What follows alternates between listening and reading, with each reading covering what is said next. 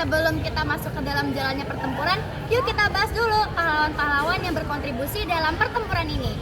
Yang pertama ada Kapiten Patimura. Kapiten Patimura atau bisa kita sebut sebagai Thomas Matulesi lahir pada 8 Juni 1783 di Saparua. Ayah dan ibunya ini merupakan orang-orang yang berpengaruh pada saat itu, sehingga ketika terjadinya penjajahan kolonialisme, Thomas Matulesi lah yang dipilih sebagai pemimpin dari pertempuran tersebut. Nah, sehingga itulah ia dijuluki sebagai Kapiten Patimura.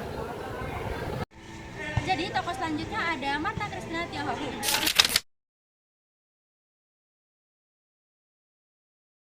Nah, sosok ini lahir pada tanggal 4 Januari tahun 1800 dan beliau wafat pada umur 17 tahun pada tanggal 2 Januari 1818. Beliau wafat karena sakit.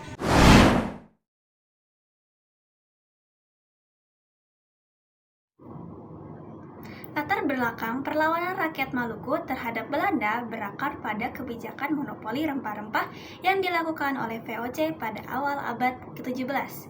Rempah-rempah seperti cengkeh, pala yang menjadi komoditas utama di Maluku sangat berharga di pasar Eropa. VOC yang mewakili kepentingan Belanda memaksa penduduk setempat untuk menjual rempah-rempah mereka hanya kepada Belanda dengan harga yang sangat rendah. Selain itu, VOC menerapkan sistem yang sangat keras termasuk Hongi Tochen atau patroli armada untuk menghancurkan kebun-kebun yang tidak sesuai dengan aturan monopoli.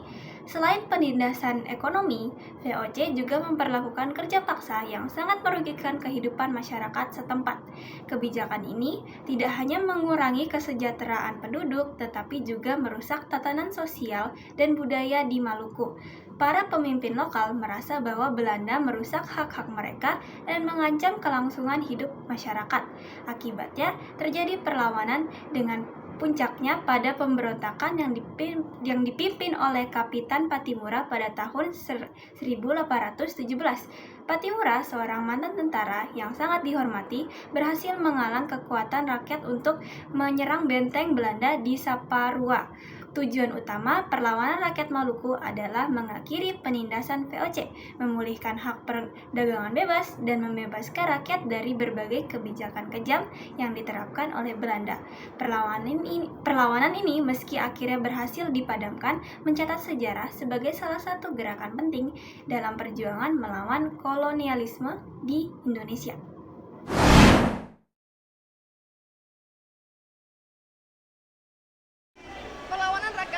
Terjadi pada tahun 1635 di bawah pimpinan Kakiali Kapitan Hitu. Namun ia tewas terbunuh. Setelah Kakiali tewas terbunuh, perjuangannya digantikan oleh Kapitan Tuloka Besi. Dan perlawanan ini baru bisa dipadamkan pada tahun 1646 dan sampai akhir abad ke-18 tidak terdengar lagi perlawanan pada VOC. Selanjutnya pada tahun 1817 muncullah tokoh baru di Pulau Saparua bernama Thomas Matulesi alias Patimura. Dalam aksinya, rakyat dapat menguasai benteng Dorstedts dan bahkan membunuh Presiden Belanda Van den Berg. Tidak hanya sampai di sana, tentara Belanda terus membawa pasukan dari Ambon hingga Jawa untuk mengalahkan rakyat Maluku. Dan peristiwa ini telah menjalar ke berbagai kota di Maluku seperti Ambon, Seram, dan lain-lain. Dan akhirnya rakyat Maluku pun mundur karena kekurangan pasukan makanan dan kehabisan tenaga. Demi menyelamatkan rakyatnya dari kelaparan dan juga resiko pembunuhan, akhirnya Thomas Matulesi alias Patimura menyerahkan dirinya untuk dihukum mati.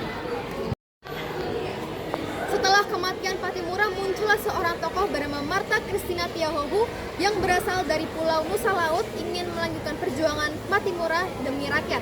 Namun sayangnya, perjuangan itu harus berakhir ketika ia dibawa ke pengasingan di Jawa dan berakhir meninggal dunia di sana. Sejak saat itu, Belanda menetapkan kebijakan yang semakin menyusahkan rakyat Maluku, terutama rakyat Saparua. Meski begitu, perlawanan di sejumlah daerah di Nusantara tetap berlanjut dan menuntun rakyat Indonesia menuju kemerdekaannya pada tanggal 17 Agustus 1945.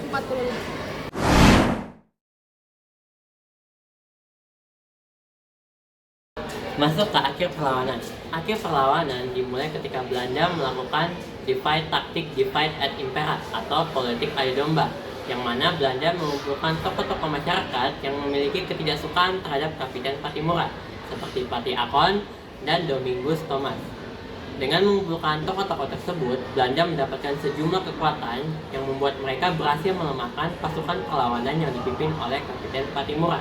Hingga pada tahun 1817, Kapiten Pattimura beserta dengan teman-temannya, yaitu Antoni Ribuk, Philip Latumahina, dan Said Perintah berhasil ditangkap, dan mereka dijatuhi hukuman mati oleh kolonial Belanda pada tanggal 16 Desember 1817.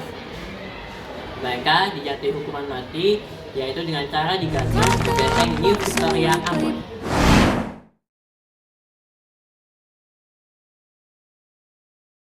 Nah, selanjutnya yuk kita bahas dampak dari adanya perlawanan Maluku ini. Tentu saja sudah dibahas oleh di video-video sebelumnya, di mana perlawanan Maluku ini dimenangkan oleh pihak Belanda, sedangkan rakyat Maluku itu kalah. Jadi, yang pertama dirasakan yaitu adalah kematian dari Kapiten Pattimura yang merupakan pahlawan. Lalu yang kedua, diasingkannya Marta Tiahou. Dan yang ketiga, rakyat Maluku semakin menderita karena wilayahnya sudah kembali dijajah oleh Belanda. Itu dia dampak yang dirasakan dari adanya perlawanan Pattimura.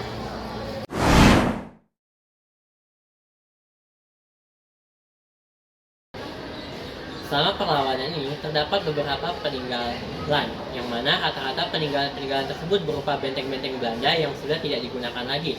Seperti yang pertama, benteng Middelburg, kedua benteng Den Haag, ketiga benteng Vollenhoven, dan keempat adalah benteng Beverwijk.